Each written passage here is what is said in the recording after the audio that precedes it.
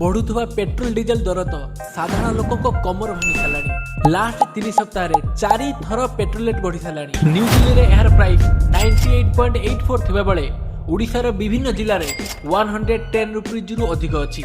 ताहले मनर केबे डाउट आछि कि इंडिया रो विभिन्न स्टेट रे पेट्रोल डीजेल प्राइस अलग अलग किपरि। देख इंडिया क्रूड ऑयल इंपोर्ट करिथाय जे विभिन्न पेट्रोलियम प्रोडक्ट बाहरी थाए। सपोज इंटरनेशनल मार्केट रे क्रूड ऑयल प्राइस 8500 पर बैरेल अच्छी।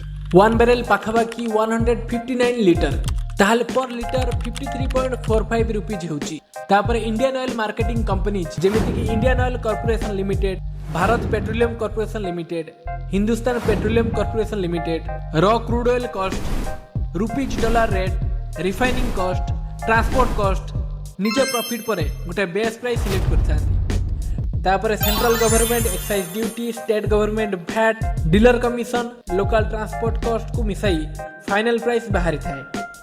Oil marketing companies daily decide करथांती ऑयल प्राइस केते रहइबो। आ एटा डेली सकाळ 6टा बेले अपडेट होता है।